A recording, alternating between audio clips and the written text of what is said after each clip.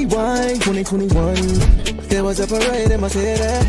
Number one pick, dancing in the street. Everybody was hitting the gritty. Cade arrived in the D, and it was live as can be. They can ball, but we didn't want Green, Mobley, or Scotty B. When he got hurt, everyone lost it. Storylines leaking, no faucet. Caught him wash when he broke his tibia. All the haters, time to get it really high. Everybody wanna be Skip Bayless. Wanna throw shade, okay, say less. Dudes went number one for a reason. It'll click by the end of the season. When he wins most improved player.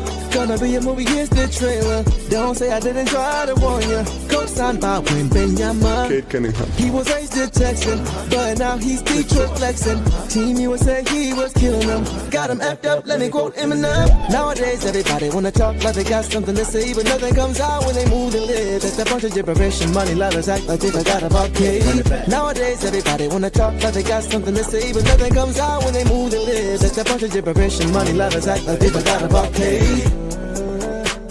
Forgot about Cade. They forgot about Cade. Forgot about. How you forget about Cade?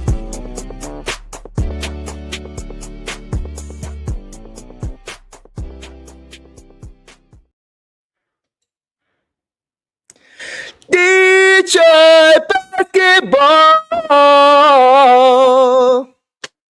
Wow. Wow. Everybody, welcome back to another episode of The Deuce Show. Man, oh man, I have a lot to say tonight.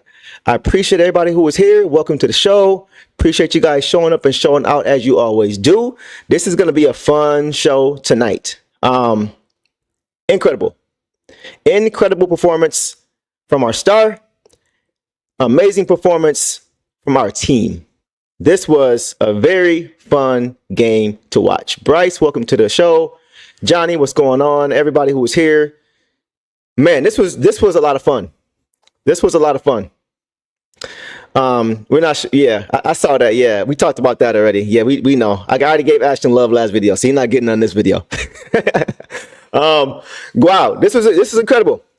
I want to hear all you guys' thoughts about tonight's game as I'm giving you mine, because there's going to be something that I miss in this game, right? There's a lot that we can talk about, but this team, man, I love this team. Win or lose, I'm loving what I'm seeing from this young, energetic, scrappy, hungry team.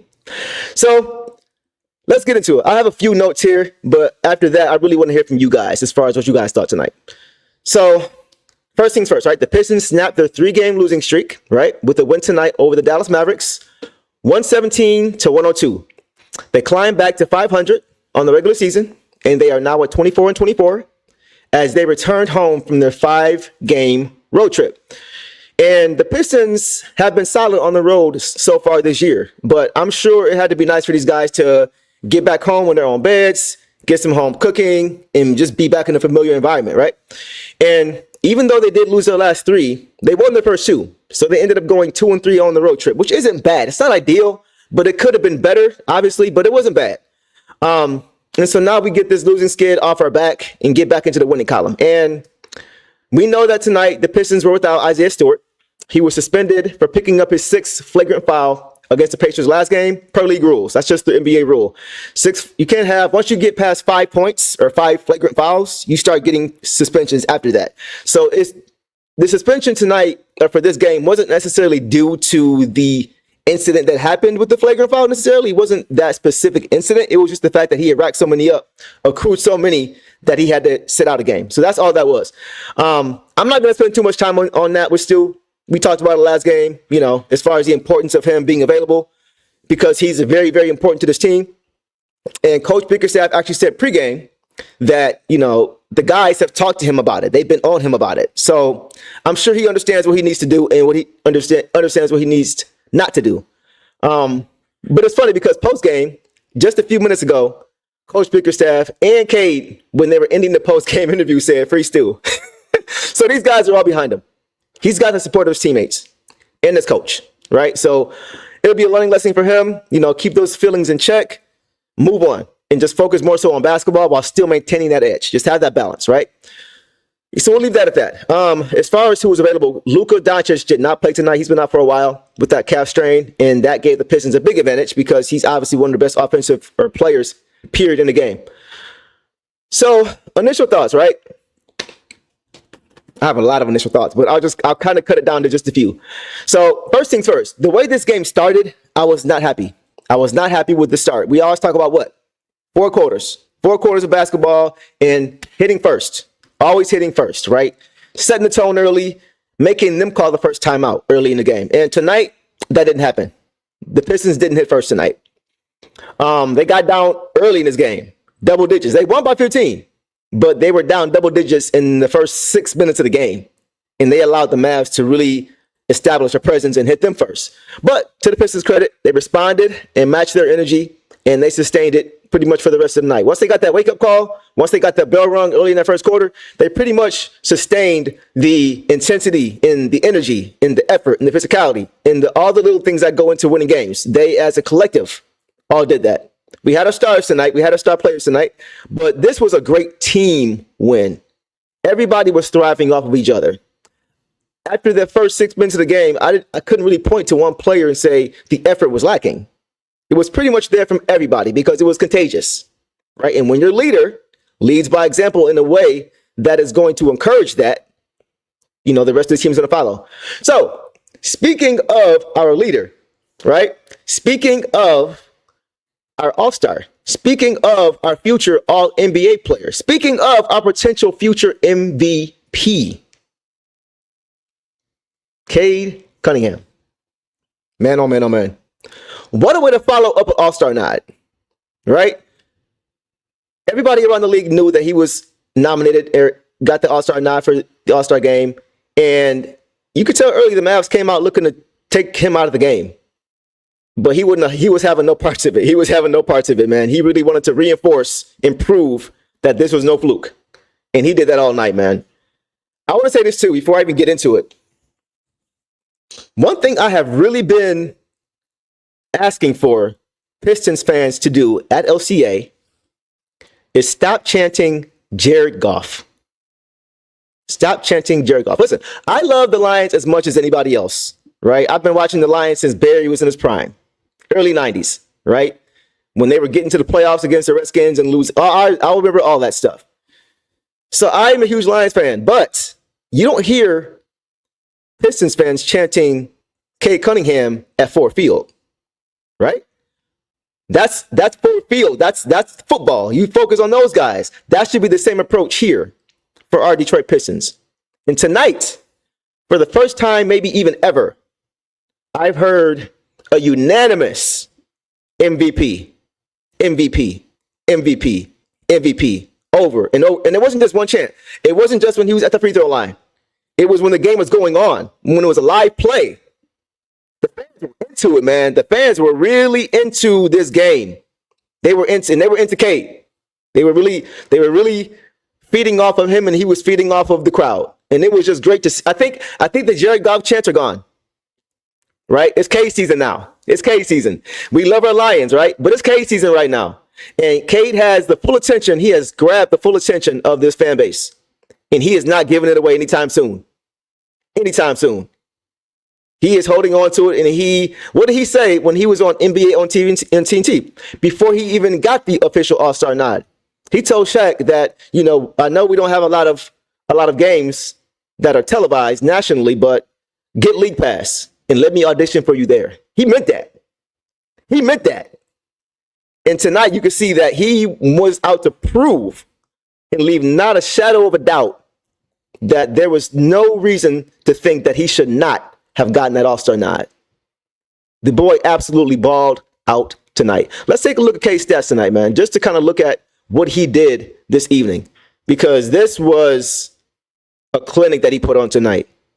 Cade tonight had 40 points, 6 rebounds, 4 assists, 1 steal, 3 turnovers on 17 for 30 shooting, 3 for 8 from 3, 3 for 3 from the free throw line in 36 minutes. What jumps out to me is not the 40 points. He didn't take 40 shots to get it, right? He only had 3 free throws. When I saw the 30 shots, I'm thinking, you would think, okay, maybe he was missing a lot of shots, but he shot 17 for 30. The reason he had to get 40 points on 30 shots is because he was getting hacked all night and they weren't calling anything. Maybe the refs didn't get the memo. Maybe the officials just missed the boat on this one. Maybe they jumped off the boat on this one. There is no reason. Cade was getting hacked tonight in a way that you didn't need to see the replay. You could see it live and you could hear it live. Whether you were at the game or whether you were watching on your flat screen, you could hear the smack. It sounded like a Slim Jim getting snapped over and over and over again. He just couldn't get a call. It's insane. But despite that, he still shot better than 50%. He still has 6 rebounds, still had 4 boards, still didn't miss any of his 3 free throws, still almost shot 40% from 3, still only had 3 turnovers, still efficient as ever, despite all that. Absolutely insane, man. This dude, man, he's incredible. He is incredible, man. He was on demon time tonight. It was absolutely insane watching. And I want to say this too, because early in this game, when the Pistons went down, you could see his sense of urgency pick up early in that first quarter. You could see he was like, "No, I'm not going for this." It seemed like in the very beginning of the game, he was trying to feel out and get other guys involved and, kind of work his way into the game offensively. But when he saw the Pistons go down early, he said, "Nah, forget that." And he started going to work early. He started getting to his spots early. He started really getting to what he wanted to get to early in this game. And he could not be bothered. He could not be bothered, man. He was getting it however he wanted. And you guys saw the cross. You guys saw how he dropped Daniel Gafford and then finished with the lefty with the hang time. Incredible, man. Incredible. And that was just one of the many highlight plays he made. His reads tonight. His look away pass now out of the pick and roll when he can go to a few different places and he's making the defense guess.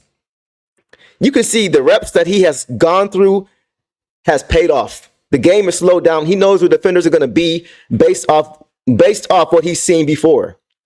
He doesn't have to really react anymore. He's not getting caught off guard anymore. He's not getting caught in the air anymore, throwing the errant pass. He's seeing enough reps of the same things over and over again, different schemes, just a little bit different slants on them, because they all pretty much run the same things on both ends of the court. He's starting to understand what he's looking at. He can see what he's looking at now. And you can tell that because now he's throwing look-away passes instead of before, when he first started to get some understanding and get some flow of what he's looking at defensively, he would just consistently make the right pass.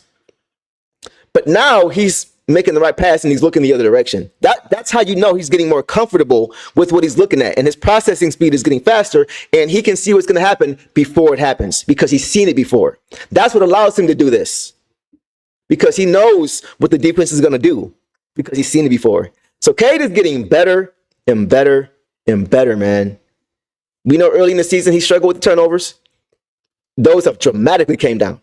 And what's incredible is that he's doing all of this with Jaden sidelined, right? Tonight, there was a play, and I got to give my guy, Paul Reed. We're going to talk about all these guys, but I got to give Paul Reed and Ron Holland some credit because it seems like now these guys are really understanding the offense and how to react based off what the defense is doing. There was a play in the first half when Cade got doubled, right? And he made the right pass out of it. They doubled him because Jaden wasn't on the floor, because Jaden's hurt, right? Jaden is the only other creator that can score. Right? He's the only other dual guard on this team that can do both. And so with him not on the floor, they were doubling Cade. And on one play, Cade made the right pass, which is where you want to get it to, off a double team to the middle of the court in the paint, right? Top of the key is where you want to get the ball to Paul Reed, because now you can put it in any direction. Paul Reed did a good job tonight of making passes out of double teams. So when Cade made the pass out of the double team to Paul Reed, who was right at the top of the key, Paul Reed already knew where everybody else was. And that comes with reps. He understood where his teammates were on the court. And when Cade made the pass to Paul Reed at the top of the key, Ron Holland, who was in the corner, darted toward the hoop because he knew that the eyes were not going to be on him because they had to be attracted to Paul Reed because they had an advantage. So he went back door as soon as Paul Reed caught the ball, and Paul Reed saw him cut and got him the pass for an easy dunk. they're understanding how to play together now. You can see they're understanding how to play. They're understanding how to react. They're understanding counters and reactions. Okay, this action doesn't work. Okay, we'll go here. We'll go here. We'll go here. They're understanding, and that just comes with time. We're only 50 games into the season with these guys playing together, and they're already starting to pick up what JB Bickerstaff is putting down. That is very, very encouraging. Very, very encouraging, guys. What we are witnessing with this team is very, very impressive at a very early stage. Very early stage. But Cade, man, Cade was incredible. Cade did it all tonight. He was not going to let this team lose. He was not going to allow himself to have a dud of a performance after getting an all-star nod. He was going to come out and reinforce that and show that he deserved it and justify that. And that's what he did tonight. Incredible stuff, man. Incredible stuff. And one thing that he's doing too that I noticed is that Cade is starting to do off the pick and roll. He's starting to do that that chop dribble, the cut dribble that Chris Paul does, where you act like you're going to drop the pass off of the pick and roll to the roller, but you're really just spinning the ball and it comes back to you. And that puts so much pressure on defenses because defenses already have to guess what you're going to do out of the pick and roll. So they have a little time, they have a very small window to react. And when you make what looks to be a skip pass, you're throwing the defense off guard. So now you can keep the ball, and a lot of times you have an easy lane because they thought you were going to drop it and they were going to help to the rim. And now you have an easy layup. And because he's so big, he can be even more effective than Chris Paul is at that. He is going to be extremely hard to guard in the pick and roll as he continues to add that to his game. I'm telling you, man, Cade is going to be really good, man. His size, along with his intellect and his IQ, and then the skill on top of it, I'm telling you guys, he's going to be really, really, really hard to guard for a long time. Long time. It's going to be a lot of fun watching him progress and grow. Okay. All right, man. And one more thing about Cade. One more thing. He got to rest. It seemed like he got to rest in longer intervals tonight. I know he played 36 minutes, but it seemed like when he sat down, he got to sit down for a longer period of time. It wasn't like he was sitting down for a minute, coming back in, sitting down for and coming out more, coming out the game more. It seemed like he would come out the game less and he'd be able to sit for longer, right? And that was good to see. And the reason that happened is because the bench stepped up tonight. We're going to get to the bench guys, but I wanted to point that out too, is that in previous games, Cade has had to really watch the scoreboard whenever he would go to the bench, because whatever lead the Pistons had or whatever deficit they had would a lot of time balloon in the opposite direction that you wanted to go in. If they had a lead, when Cade sat down, it would disappear. If the game was tied when Cade sat down, they'd be losing when he came back in. If they were losing when he sat down, the lead would balloon and sometimes be insurmountable, right?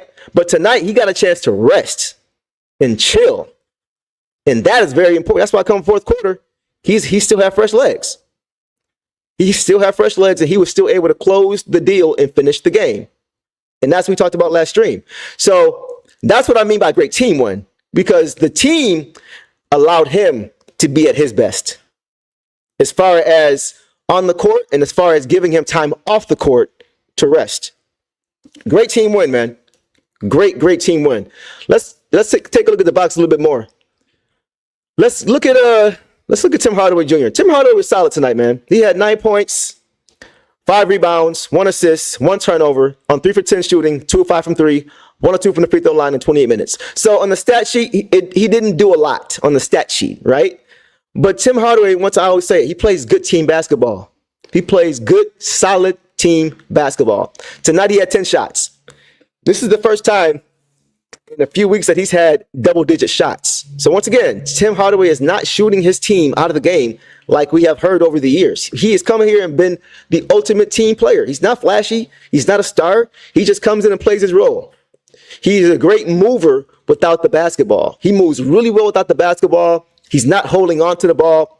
When he gets the ball, he's not holding on to it. He's not trying to go ISO. He's either getting a shot up or attacking the rim if it's there on a pump fake or something like that, or he's just moving it and then moving himself and trying to find another opportunity. That's what he did tonight. And defensively, he played big. He played big. He stayed attached. He didn't get caught on back doors. He had to guard P.J. Washington for a few, more than a few possessions. And he really played big against him, especially in the post. His post defense was good. And he was giving up 3 or 4 inches. So that's what Tim Hardaway is going to do for you. He's a connector guy. He's a connector. He's a glue guy for this team. And with Jaden being out, we're going to need him to continue to do that, to do those little things, because we know the void that was left by Jaden. So Tim Hardaway has been playing very well as far as trying to clog up the gaps or fill in the gaps of what this team needs. And he's done a really good job of that, and he's really taken on that role. Let me take a pause and take a look at some of these comments we got. You guys are here tonight. Man, oh man. Kevin, what's up? Soul Music, I love. Yeah, we're going to get to B-Ball, Paul. Ray Floyd, we talked about the free stew for sure. What's going on, Shiv God? How you doing, bro? Love to see Coach of the Year chance. Yeah, absolutely, Marvin. That was another thing, the Coach of the Year chance at the end of the game. We have this team has the attention now of the fans. They have their attention. They have their attention, and this is really good to see. Let's see a couple more, and we'll keep going. MVP chance were great, absolutely. I don't want to hear Jared Goff no more. Not at LCA games. I want to hear all the time at Ford Field. Bring it on, right? Please, but not at Pistons games. And I think the Pistons kind of took that to heart. I think they kind of took that personal. Like, this is our arena. We love y'all. We love the Tigers. We love the Red Wings, Lions. We love y'all. But tonight we're playing. This is our game. They're going to chant for us. And that's kind of what it felt like. So this was a really, really great performance. Trying to forget about God. I know. I didn't even mean to click on that one. Yes, everybody looks comfortable. There wasn't much confusion tonight. Even Fontecchio plays solid. Roger, we're going to get to the bench, man. We're going to get to the bench. And Mega Hustler, yes, he was ready for his former team, right? Don't forget about that trade, right? The guy that we traded for over there, he didn't play that well tonight, right? And our guy played solid as far as Tim Hardaway Jr. So let's move on to a few other guys of note tonight. Let's get to, there's two more guys I want to get to in the starting lineup at least. Tobias Harris, man. Okay, Tobias Harris. I think he has been the most polarizing player for Pistons fans, at times including myself, because Tobias Harris, for much of the season, has had peaks and valleys. It's been peaks and valleys. Really good game, really poor game. Really good game, really poor game. Poor game, and so on and so forth. But tonight, Tobias Harris balled out, man, on both ends of the court. Tonight, he had the 17 points, 3 boards, 1 assist, 1 steal, 3 blocks. He had a monster block, swatted it out of bounds like he was disrespected that somebody tried to body him. His efficiency, he shot 7 for 12 from the field, 1 of 3 from 3, 2 of 2 for the free throw line. So he knocked down the corner 3. It's been a while since I've seen that. But in all seriousness, man, I think Tobias played one of his better games of the season tonight. He was very, very efficient tonight. He knocked down most of his open shots. He shot better than 50% tonight. Can't really argue with that. And defensively, he was scrappy. Man. It was like he had a chip on his shoulder defensively. He really was getting after it defensively. He was trying his best to get on the boards, but he was getting in passing lanes. He was playing great help side defense, right? One thing I talked about in previous videos is how the Pistons are going to struggle long-term in the front court against Eastern Conference contenders like the Knicks, like the Bucks, like the Celtics, like the Cavaliers, because they have 2 bigs in their lineup. And it's a lot to ask of a young JD who's 21 years old to go 1 versus 2 on the boards every single night against those kind of teams, right? That's tough. And tonight, Tobias played a lot bigger than his size. He's about 6'8" with shoes on. Tonight, he played a lot bigger. If he brings that kind of moxie every game, I'm okay with it for the rest of the season with him starting. It's still going to be a mismatch, but if he can bring that type of energy to where he's not showing that it's a blatant mismatch every night, I can live with it. It's not ideal, but when he's giving you 17 points offensively as well on efficient shooting, and he's giving you 3 blocks. I'm not saying you got to get 3 blocks every game. I mean, Wemby averages 4 a game, and he's 7'5". So I'm not saying that. What I'm saying is just bring that mindset, bring that mentality, bring that intensity, bring that dog. He brought the dog tonight.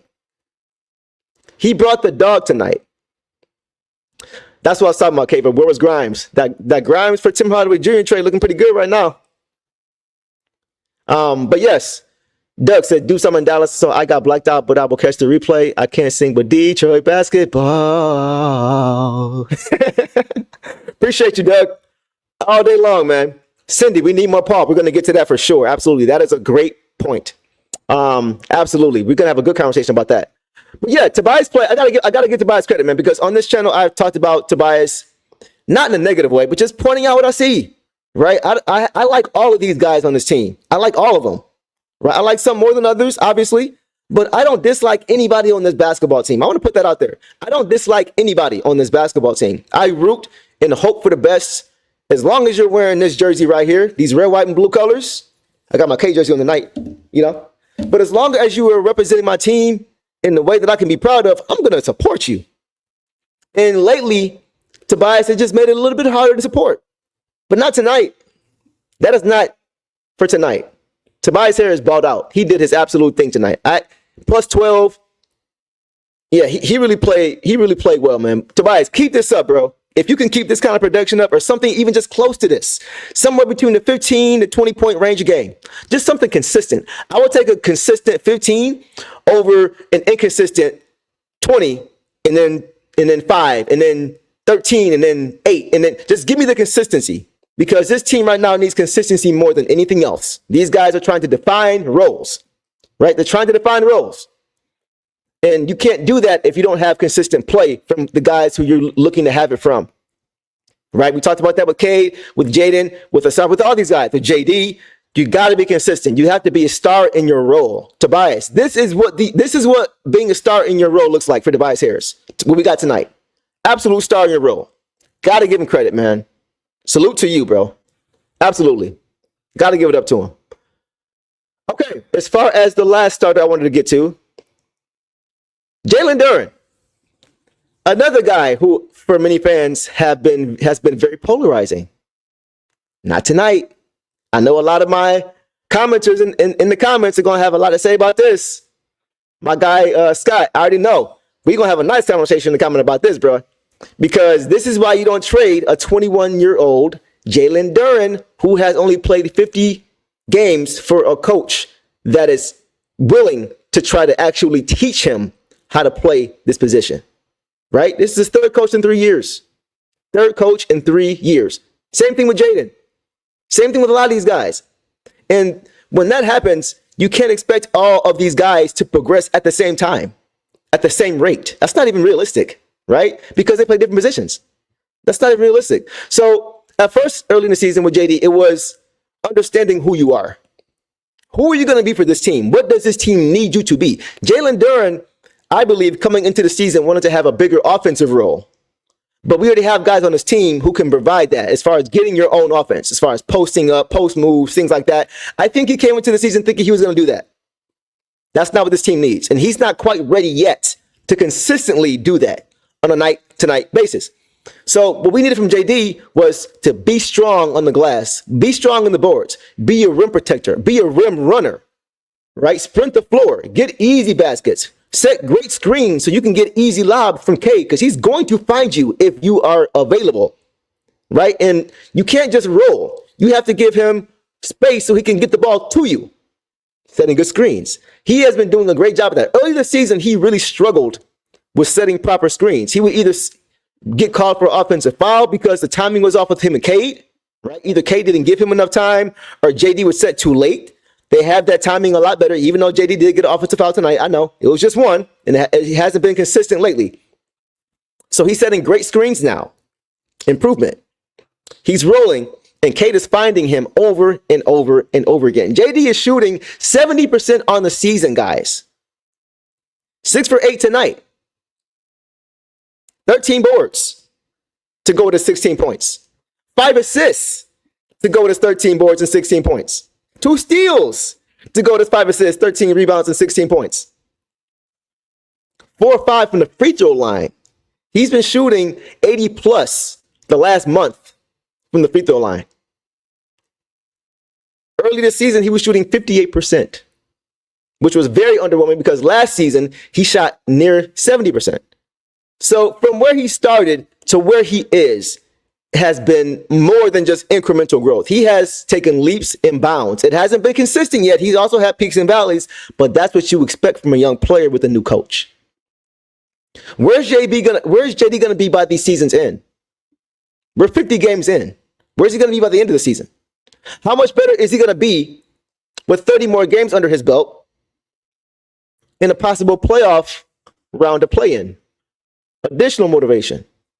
You got to give these guys time, man. I understand that Daniel Gafford played well. I understand that Daniel Gafford, the center for the Dallas Mavericks, is a defensive monster. I get it.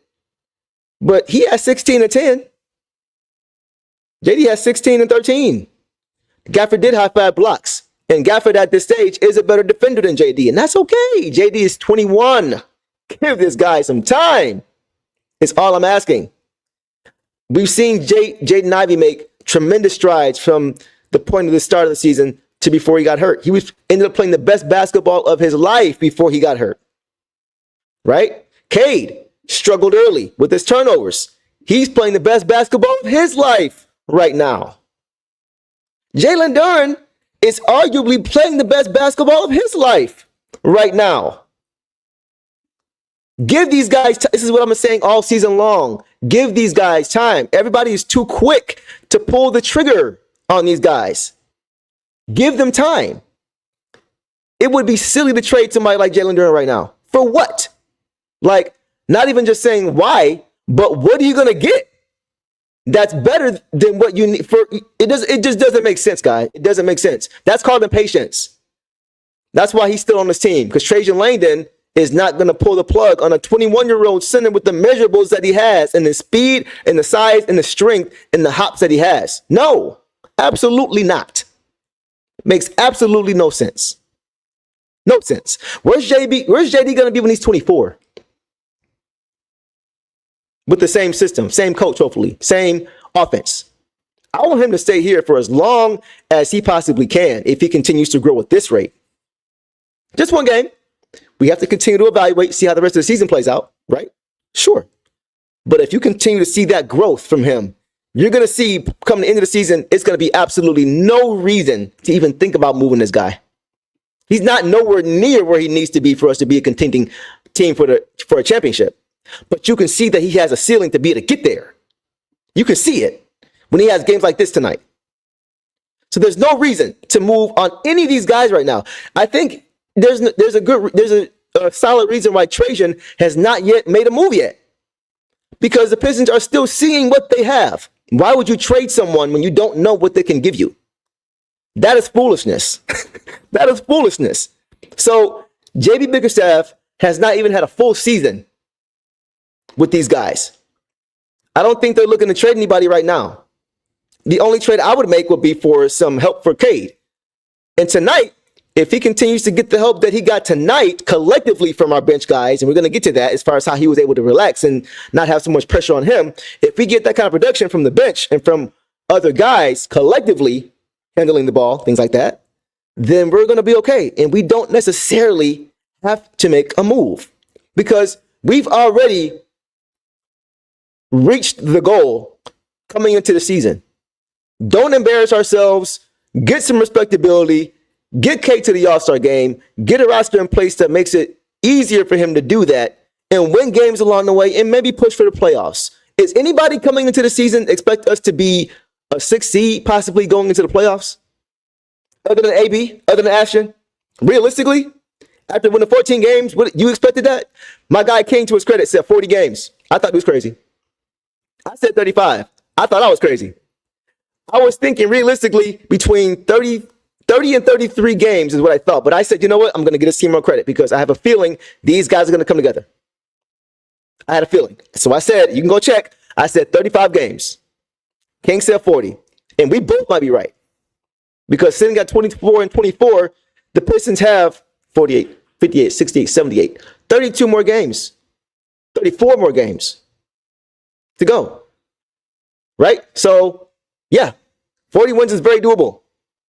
If you win 16, if you go 16 and 18 from this point forward, you will win 40 games. 16 and 18 going forward. We're already at 500. If we finish with the below 500, the rest of the way, we'll still get to 40 games if we go 16 and 18. So you can just see that a lot can happen with a young team when they have a coach that cares. There should be no doubt now about why the Pistons struggled the way they did last year. I'm not going to mention any names, but we all know what's up. We all know what's up, right? So I'm going to leave that at that, and we'll move on. But Jalen Duren, great game, bro. Salute to you. Plus 14 tonight. That led the team. So you got to give credit when it's due. The same way we say about Cade, that the praise needs to be as loud as the criticism from last year. The praise needs to be as loud this year. JD, when he has great games like this, the praise has to be as loud as the criticism when he doesn't have great games. Give this man credit.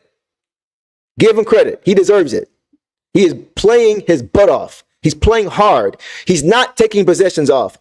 He is playing big. He's playing disciplined defense now under the hoop. He's not going for every pump fake. He's playing big and just putting his hands up.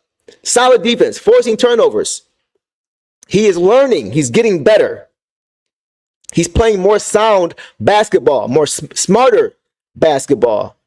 And the activity is there. If he plays this way every game, these numbers are going to be irregular. These numbers are going to be ho-hum because he has the skills already to be able to do it. It's just about committing to it. And tonight, he committed to it. He wasn't expecting shots to go in just because they were at the rim. He was attacking the ball. He was attacking the rim. Regardless, when the shot went up, he was attacking the board. And when he was trying to make sure he was getting defensive possessions, he was sealing his man, getting in position and sealing his man off. No offensive rebounds, grabbing the board. Now, there were some times tonight when the Pistons did allow multiple offensive rebounds, but a lot of that was because the Mavericks take so many dang threes. And when you take threes, the further you are away from the basket, when you miss a shot, the further it has an opportunity to bounce off long. So you can be positioned under the rim. But off a three, if it comes up short, it could come all the way back to the top of the key. And that's what happened a lot tonight as far as the offensive rebounds. Not totally, but JD did his part, is what I'm trying to say. JD absolutely did his part tonight. He played a great game. Showed up, man. And because of it, he was rewarded time and time again. So the starters really did their thing, man. They did their thing. Asar Thompson did struggle. He did not have a great game. He had 2 points, 4 boards, 1 assist, 3 blocks. He did have 3 blocks, 1 of 4 shooting in 23 minutes. So Asar was kind of like a utility guy tonight. There wasn't really much there for him offensively. But he did a lot of good things defensively. I just like watching him play, man. The way he moves is just different. His movements are just different with the basketball. His swing through when he's going to the basket, it just looks different with the SAR, man. I can't really put my finger on why, but he's just a different kind of cat, man. He's just a different kind of dude.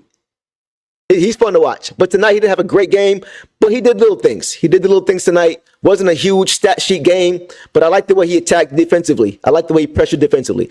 And that takes us to the bench. Let's get to the bench, man. Let's start with the guy who I believe should be the 6th man of the year, the guy who I also believe should be in the 3-point contest. Mr. Consistent. I call him that all the time. Malik freaking Beasley. Malik Beasley, man. He didn't have a great game stat-wise. He only had 9 points. But I just love the way he plays. He plays the same way every game. He had 9 points on 3 of 9 shooting, 8 from 3, and 2 rebounds, right? So not a great game stat-wise, but he approaches the game the same way every game. He's always a threat on the court. Always have to be attached to him. And he only shot 33% from the field and about 35% from 3. But he still was solid for this team. Once again, being a star in your role. The same way Tim Hardaway, also who had 9 points, was a star in his role. Beasley is also a star in his role. And he continues to play his game and do the things the Pistons need him to do. 2 more guys I want to get to as far as the bench, and then we'll move on. Marcus Sasser, man. I have to give Marcus Sasser some credit. He looked very, very good tonight. This was one of his best games of the season. He had 10 points, 4 assists, 2 steals, on 4 of 10 shooting. He could not get that 3 ball going. It was so many threes. He was over 5 from 3. And it was just like, oh, that's good. Oh, man, come on, Sass. Okay, well, that one's good for sure. Come on, Sass. Okay, this one has to go. Come on, Sass. Like, he just couldn't get it going tonight. And that's okay because he still continued to play his game. He still continued to play his game. Sasser is a dog defensively, man. Sasser is a dog defensively. I love watching him play. He's a pit bull. He's probably 6'2" with shoes on, but he attacks defensively, man. I love watching him play defense. He goes after it. He gets after it. He gets after you. And he was playing very well. The last few games I talked about with Sasser, and I wasn't trying to attack him. I was just trying to point out that it's not fair to ask him to play point guard position because he's not a point guard. He's a shooting guard who was built like a point guard, which is why people call him a point guard. If he's 6'4" or 5, nobody be calling him a point guard. That's not his game. But to his credit, he looked more like a point guard tonight than I have seen him look in a long time. The way he was facilitating, the way he was still looking for his offense, right? Still looking for his offense, but he was still looking to get guys involved. It looks like he's beginning to understand the offense more because tonight, when he was making passes to guys like Tim Hardaway Jr. coming off the screen, it was right in rhythm. And there were sharp passes, crisp, clean passes right in the pocket. You know, he was attacking, getting downhill, and either he was trying to get his own bucket or he was making the right outlet pass. He played very, very well tonight. Even though he couldn't get that 3-ball going, he gave the Pistons offense and created offense for the Pistons when they needed it. When Cade sat down and the game would get a little bit tight, and there was about 2 minutes for Cade to come back in, you could say, oh, you know what? Let him go. Sasser's playing. Let him go. Let him keep going. And guess what? Cade would definitely oblige to that because Cade will take all the time off he can, right? Especially with J.I. being out. So Sasser stepped up tonight. He stepped up tonight. And yes, Zoller, he's learning. He's learning. I have to give him credit because though I hadn't written him off as being or having the potential to be a point guard, I wasn't comfortable with the ball in his hands a lot of times when he wasn't looking for just his offense. When he would look to get others involved, it just didn't look crisp. It looked stagnant. Earlier in the season, and even just the past 2 games, when he would have the ball, he would look for his offense. And if it wasn't there, he was passing the ball out back top because it wasn't there. He didn't really know, and he wouldn't look to get the ball back. He would pass it out, and he would never see it again on that possession. And you would see guys like Beasley or Fontecchio or Ron Holland or Tobias trying to go ISO with about 5 seconds left, and everybody else is just watching just in case they pass him the ball. Tonight it was different. He looked like he knew what he was doing offensively. He looked like he was in control of the offense when he was playing. And that was very good to see from Sasser. So I'm going to give Sasser a little bit more rope, man. As far as the facilitating piece, I still think the Pistons need a backup point guard. I still feel that way. But I have confidence now that eventually Sasser can get there. I think eventually he can get there, right? So that was very encouraging. Doug, appreciate you, brother. Deuce, do we lose the 14 million cap space if no? That's a good question. You know what? I am not sure. Chat, help me out.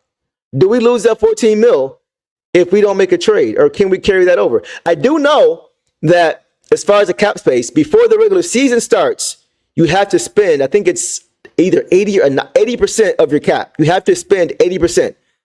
And that 80% amounts to about 14. The remaining 20% amounts to about 14 million, which is exactly what we have left. So Trajan Langdon understands the numbers. He understands how much we need to spend. And then he understands that he wants to keep someone reserved just in case there is a move to be made that he can capitalize on that will help the team and not necessarily help other teams in the process. Right? He's a smart guy. So as far as if they have to spend it, that's a good question. I'm going to do some homework on that, bro, because I don't know. And I'm not going to give you wrong information. So, but I do know that he is sitting on that 14 million, and it's a reason that it's at 14 because he is right at the edge. He has about as much cap as you can have at this point, right? Because 14 million is the 20% that you can have available, and the 80% you have to spend before the regular season starts. So good question, Doug. Appreciate you as always, brother. I'm going to look that up for you, and I'll get back to you on the next video. Okay. Who else we got? Ron Holland. Let's talk about Ron Holland for a second, man. Ron Holland. I love Ron Holland, man. Who doesn't like Ron Holland? If you don't like Ron Holland, put it in the chat, and I guarantee we won't see anybody in here that says anything. Because there's nothing to not like about Ron Holland, man. Especially with him being a rookie. I will say this, Ron. LaRon.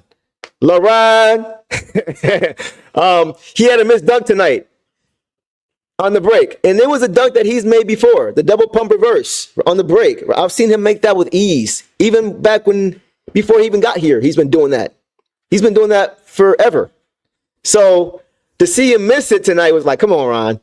You can attempt those, right? You can attempt those showboat type of dunks, but you got to make them. You better make them. And tonight he missed it. And I wasn't too mad at it. He's a rookie. He created the possession to even have the fast break possession. He created the turnover to even have that. So I'm not mad at that. If you earn it, you can go do that. But I still need to make it though. But I wasn't mad at him because it wasn't like it was a play that, it was a missed shot and now we're getting the ball down court. And he created the possession. So in my mind, he earned the right to attempt it, but I still need you to make it, right? But aside from that, he played well. He played well, man. He is a dog, bro. Ron Holland is a dog. Did you guys see when he turned over? Who was that he turned over? It was one of the guards. He turned over in the second half, in the half court. It wasn't Kyrie, but I can't remember who it was. He turned him over. Got an easy bucket, right? And on the next possession, he's barking. He's barking at him, saying, you can't dribble. You ain't got no handles. Come on, what you got? Like, he's talking to him, getting in his head, trying to get into his head. He's a dog. The player hadn't done anything to him. It wasn't like Ron was reacting to something. Ron was just initiating talk. He was just barking. He's a rookie. He does not approach the game like a rookie at all. At all. Seeing him getting Draymond Green's face, seeing him getting into it with Jordan Clarkson, like he's fearless, man. This dude doesn't care. He doesn't care. And I like that about thank you, DJ. It was Dante Exum. He turned over Dante Exum, got an easy bucket and started barking at him and then pressured him again, trying to get more and more. It reminds me of the Pistons. When I see guys like Ron Holland, Asar Thompson, Marcus Sasser, it reminds me of Mike James, Lindsey Hunter, when those guys were turning over the Milwaukee Bucks in the 2004 playoff games, turning them over in the backcourt, back-to-back possessions, getting steal after steal after steal, crowd going crazy, just building. That's kind of what I'm seeing with this team. We have those guys on this team. I don't want them really move anybody. There's only one or two guys who I'll really consider moving on this team. And aside from that, So these guys just have the right stuff.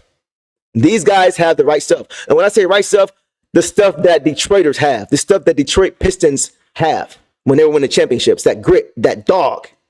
You need that on the team, which is why I think Isaiah Stewart isn't going anywhere anytime soon. We know he got a little unhinged, but you need that identity. You need that tone setter. And we have a few of those guys on this team, and they have not come anywhere near their ceiling. You see how the fans are reacting already. Did you guys hear the crowd? Did you hear the appreciation?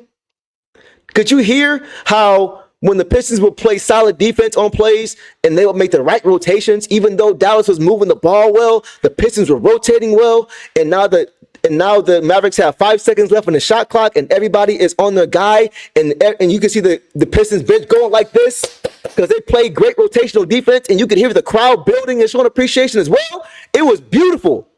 It was beautiful. I absolutely loved it, man. This team is becoming so fun to watch. They're not going to win every game. They're going to have some growing pains. They're going to have games where it's like, come on, bro, what are you doing? How'd we lose that game? But then we're also going to have games where, yeah, we're probably going to lose this game. Wow, we blew them out. We're going to have that. This is a young team. But this team is a fighting team. They play hard. And I can get behind you. Win or lose, if you lose 3 straight and you play hard in every single game, I'm okay. If you win 2 straight and you don't bring your 4 quarters, I'm not okay with that. You see what I'm saying? It's just the approach to the game that they're bringing is what I love. Absolutely love it. From everybody tonight. So Ron, I love Ron, man. Ron Holland, he's fun. He's fun, man. And he's a dog. I love watching him play. Paul Reed, man.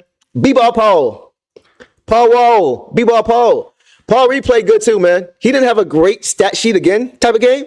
6 points, 7 boards, 2 assists, 1 steal, 3 for 7 shooting, all 1 from 3 in 18 minutes. So Paul Reed stepped up tonight in Stu's absence. Paul Reed is a good basketball player. And he played big too. He played big on the boards. He protected the paint pretty well, considering he doesn't have consistent minutes every game. He's got that jump shot that he gets going. That's got that little hitch to it, but it goes in. First time I saw that was at the open practice. Me and King were sitting in the front row watching them practice and warm up, and I thought he was playing around the way he was shooting the shot. But then when it kept going in, I said, bro, is he serious? That's how he shoots? Because I hadn't seen him play in Philly. He can shoot the ball. It don't always look pretty, but it go way more times than not, especially if he's open. I like Paul Reed too, man. I like Paul Reed. I think even when Stu comes back, the Pistons, I think he's earned more minutes. Because whenever he comes into the game, he makes a positive impact. It's never a situation as to where he comes into the game and he's got to come back out. When he's in there, he's impacting the game in a positive way. He's doing he's a more polished player than I gave him credit for initially. But he's a very sound basketball player. He's a good player, man. And he is a good facilitator for his size. He's very agile for his size, too. He's very nimble. And he attacks the boards. I like Paul Reed. I think he deserves more minutes on his basketball team, even when Stu does come back. Okay, a few more guys, and then we'll get to some closing remarks, and we'll get out of here. Let's see. Simone Fontecchio, a guy that I have been on a lot this year. And you guys know why I have been on him a lot this year. I have always felt that Simone Fontecchio needs to be a catch-and-shoot guy. Klay Thompson tonight, you saw what he was doing, right? What was Klay Thompson doing tonight? Klay Thompson was catching the ball and getting that thing up. 1 or 2 dribbles at most. If the shot wasn't there, he was moving the ball and moving himself and then getting it back if it was there. That's what I want Simone Fontecchio to be if he's going to be on this team. And I think he can be a good player if he does do that for this team. It was just too many times too often this season when he would catch the ball and try to make a move to the basket and try to create a play for somebody else or do a Euro, trying to finish with the left hand. Not good possessions. Either taking back low, just bad shots, right? Or turning the ball over. One of the two. And tonight, even though he didn't shoot it well, he shot 1 for 6. He had 4 points, 2 boards, 1 assist, 2 steals. 1 for 6, 0 for 3 from 3. Didn't shoot it well, but like I say about Beasley, like I say about Tim Hardaway Jr., like I say about all these Sasser, play your role. Whether the shot is falling or not. Malik Beasley's shot tonight wasn't falling. I was happy with his play because he played to his strengths. Your shot's not always going to fall. But if you play the way you've been playing that has helped this team be successful, I can live with it. Fontecchio tonight, he did that. He did the things that this team needs him to do. He moved well without the ball, right? He was doing a lot of movement, a lot of cutting, right? And he was giving the ball up when it wasn't there. That's the most important thing. If the shot wasn't there, it was a few times you saw him think about trying to make a move, but he moved the ball and then he moved himself. And I was like, yes, exactly, Fontecchio. That is it. That's it. That's what we need. So if he buys into his role, I don't mind him staying. I just want him to do what he does best and not cause unforced turnovers or low percentage shots because he's playing outside of the scope that he can play and that this team needs him to play in order to win games, right? So it wasn't a great game from Fontecchio, but a great approach to the game from Fontecchio. Continue to do what you do best. You'll be just fine. That shot will start falling for you, and everything will be good. The last guy I want to get to is Bobby Klintman. Once again, 2 minutes. He only played 2 minutes tonight. I think he's played a total of 3 games, and he's played like 6 minutes overall in all combined. And I want to see when he comes to the game, get some shots up. I know he took 2 shots, but I want to see him be more assertive when he gets into the game. And I honestly want to see him just get more time than garbage time. I don't want to see him just in there with garbage time, right? I know we just talked about Fontecchio and him playing his role. If Fontecchio does continue to play his role, it may take some minutes away from Klintman if they're available. But when Klintman is in there, I want to see what he can do. I want him to be the focus offensively when he's in there, even if it's just a few minutes. Because I think he's going to be a really good player for this team. Not there yet. He's going to need some time. But I think over time, he's going to be a very, very important player for this team. I also want to, exactly, who just said it? Same thing. I want to see Dennis Jenkins too. I want to see him this season. Dennis Jenkins can hoop. He has been playing for the Motor City Cruise. Last game, he had 25 points, 8 assists, balled out. In Summer League this year, balled out. The boy can play. He's balling. I think because the Pistons need a backup point guard, if they're not able to get one, if they're not able to get Lonzo Ball or somebody of that ilk, I would give Dennis Jenkins a chance, opportunity. Because I really think he can be a guy that can play 15 minutes a night for you and steady the offense. Run the offense for you until Marcus Sasser gets to a point to where he is fully capable and fully comfortable running the point guard. I will give Dennis the same way last year, right? With Cade and Jaden. Jaden wasn't fully comfortable running the offense the way he is now, right? But we had them still playing together. So he could learn. He could learn while he's watching, or he could learn while he's playing the two with Cade. And when he's on the bench, he can learn from the sideline, right? I think that should be what happens with Marcus Sasser. If he continues to play well, let him go. But if he starts to struggle, then I would say give Dennis Jenkins a shot. Let him run the point. Let Sasser play the two. Let Sasser play to his strengths, but also share the load a little bit, right? Let Sasser have opportunities trying to run the offense if it's there, but have him and Dennis Jenkins kind of play off each other, right? Just give him an opportunity. Oh, don't say that, DJ. Don't say. I don't think he was. I don't think he is. Don't say that. Confirm that for me, please, before the stream is over, because you trying to ruin my night, bro. You trying to ruin my night with that one.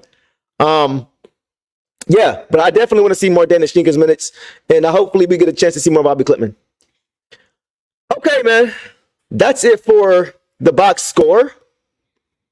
In closing, a few things I want to get to. It is exciting to see the Pistons representing at the All-Star game. You know how many years I've watched All-Star games and the Pistons had no representation at all? No All-Stars, nobody in dunk contests, nobody in the Rising Stars, nobody in three-point shootout, nobody, just nothing. Just nothing. It made the All-Star game for me so underwhelming because I had to muster up energy and excitement about players who don't even play for my team, which was cool. But it always just hit different when your players, when your guys are there, which is why it's going to be so much fun watching Cade this year and watching the Star this year, who a Star is actually going to be in the Rising Stars game this season, or for this year for the All-Star game because of injuries. And I believe Ahmed's going to be there too, so that's going to be fun to watch. That's going to be fun to watch, right? So yeah, Shannon, exactly. We're just talking about that. A Star to the Rising Stars game. It's going to be fun, man. It's just good to see the Pistons with representation in the All-Star game. It's good to see them getting recognition, just putting the Pistons logo back on the national map. You know what I mean? Just having that presence during All-Star weekend is always a good thing. Having Cade there is the main event, right? That's the biggest thing, and having somebody represent for the All-Star game. That's the biggest thing. But even things like the Rising Stars game, that's cool. Now, so we have Cade, All-Star game, right? Check. We have Asar, Rising Stars game. Check. All that's left is Malik Beasley for the three-point shootout. Check, check, check. I need it. I need Malik Beasley in the three-point shootout as a Piston. He's done it before for other teams. I think he did it with the Bucks or the T-Wolves. One of those two teams, he was representing them. I don't think he did that well, but I think if he got there this year, the way he's shooting the ball, the way he was shooting the ball tonight, pulling up from 30, out of rhythm, with 3 seconds on the shot clock, was crazy. I think his confidence and his swag right now is at an all-time high. And one more thing on Beasley, guys. I know a lot of people are wondering, are we going to keep Beasley? And I'm wondering that too. Are we going to keep him after the season? Because this is his last year of his contract. I hope the Pistons do. I hope the Pistons sign him long-term. Because tonight, on the broadcast, Beasley talked about how his mom, and a lot of us already know this, but to hear him talk about it was a little bit different, about how his mom is from here. And he is very, very familiar with the area. And he loves it here. He said, I love you guys. Talking to the fans, he said, I love you guys. He talked about how he has been embraced by the fans and the love that he gets from the fans. And he said, Detroit is my second home. So I really hope, in my mind, you got to do whatever you can to keep that guy, not literally, just within reason, but if he's saying things like that, I don't think he's going to be trying to break the bank. I just don't. I think he's going to be as reasonable as he can. I think this is going to be a compromise on both sides because it just makes sense for him to be here. The value that he brings to this team on both on and off the court, I talk about it all the time. The spacing he provides, the shot making, all the assists he racks up for Cade because Cade is getting him the ball and he's knocking him down. And then off the court, just the confidence that he gives these guys. We talked about it already, how he went live when Cade was on TNT talking about being an all-star, gassing him up. You see these guys on social media. He's gassing up all of his guys, tagging all of his guys, saying that this guy should be here, this guy should be there.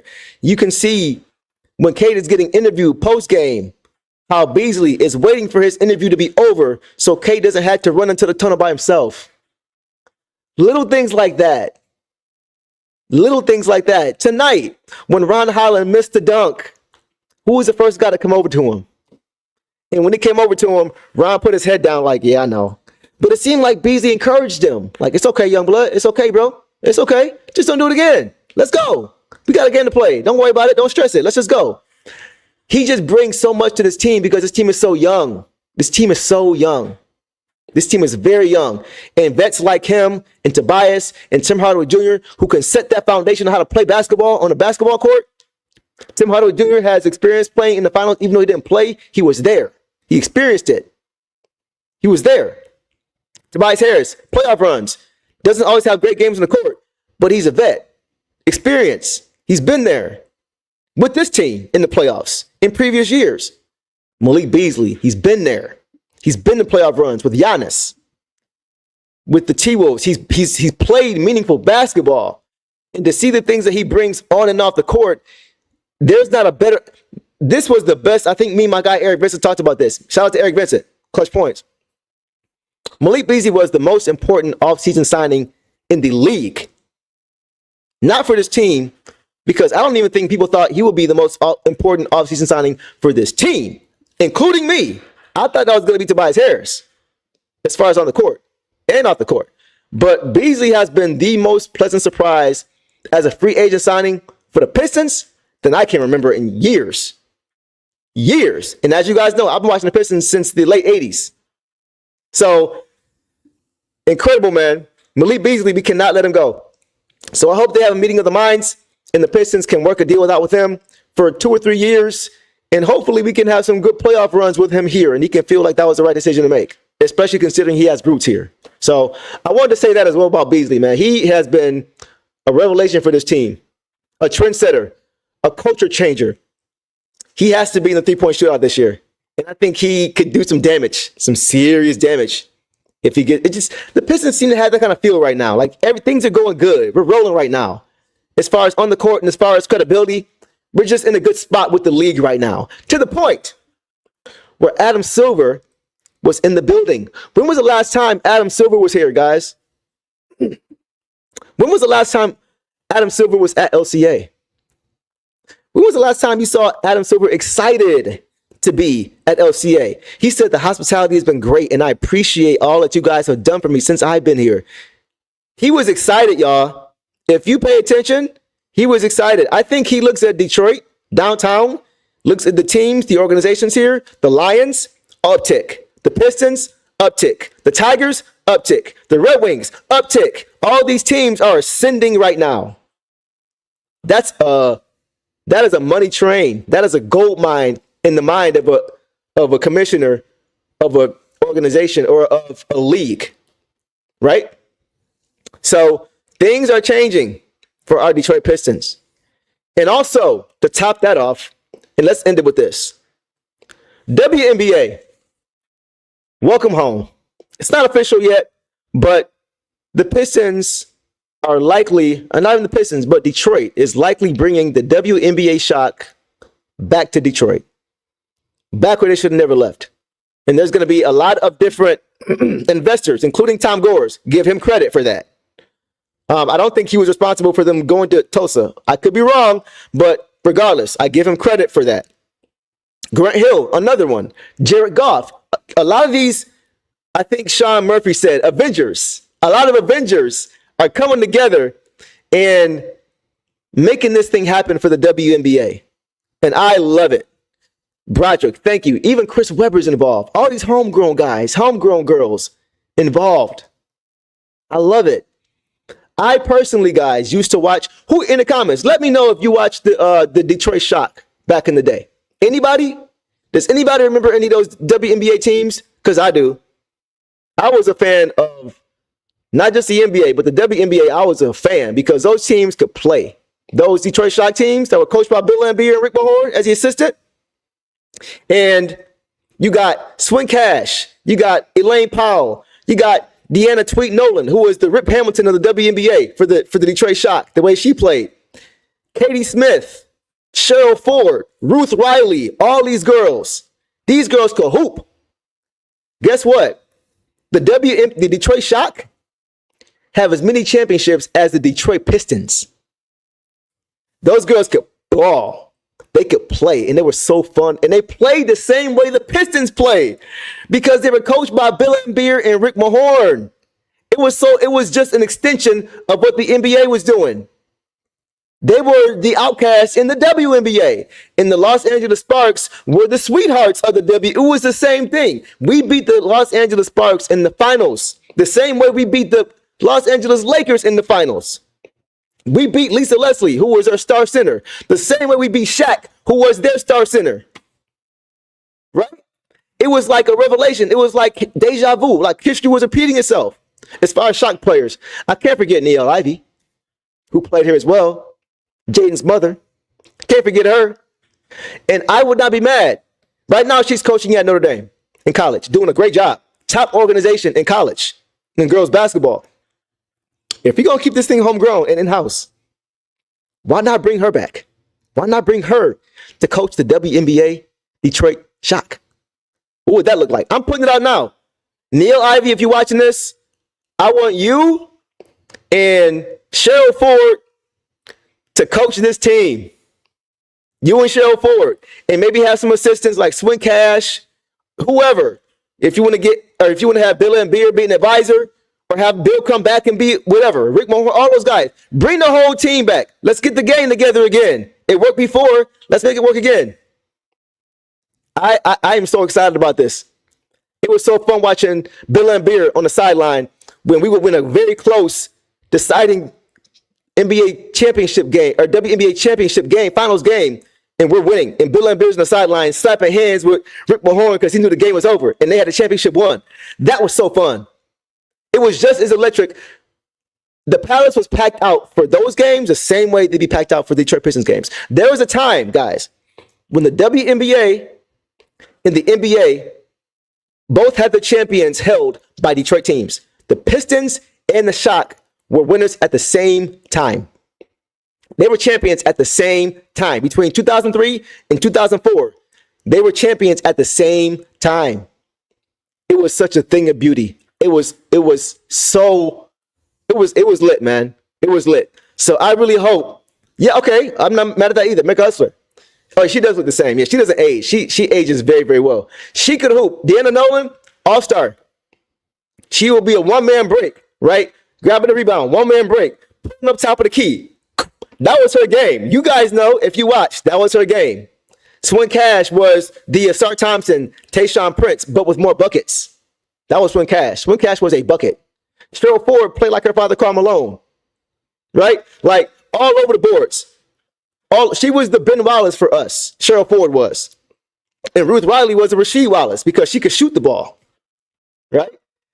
And then you had Katie Smith, who was a bucket from three. Her three ball was stupid. At one point, I think she was the leading scorer in the entire WNBA's history, Katie Smith, when we got her on this team. That was for the third championship. Telling you, man, if we get the shot back here, downtown is going to go crazy. Crazy. And I think that's why it's happening, is because they realize that. They should have never went to Tulsa, Oklahoma. Why? I don't know who made that decision to allow that to happen, but it shouldn't have happened. It should not have happened. it still kills me that they were gone as long as they were. That really hurt my feelings. That hurt my feelings. So shout out to the investors, Tom Gores, Chris Webber, Jared Goff, his people, Grant Hill, whoever, all you guys, shout out, because we need this. We need to bring back that same energy, that same aura, that same feel of Detroit basketball and that connectivity between NBA and WNBA basketball. We need it. So we're going to end it there. What did you guys see that I may have missed in this game? Or what do you guys want to add to my comments that I may have missed? Let me know down in the comments and let's talk about it after this video is over. I appreciate all you guys showing up and showing out. I'm working on getting a moderator for us as well, so that way we can get more comments in, because I know I have a lot to say and I'm not able to get all these comments in. So I apologize for that. If I missed your comment, if you really want me to see your comment, drop it down when this video is over so I can see it. You guys know I'm good for the comments. You guys know I'm good for the responses. You know I am very much engaging in the comment section. That's one thing about me. I will talk to you about this if I can, all right? If I have time and I see your comment, we're going to talk about it. So, as always, I appreciate you guys showing up, man. The Pistons get back to 500 with the win over the Dallas Mavericks tonight, 117-102. And now they look to go back above 500 in the next game. So, until then, it's been fun. I will see you guys next video. And as always, Detroit versus everybody. Peace.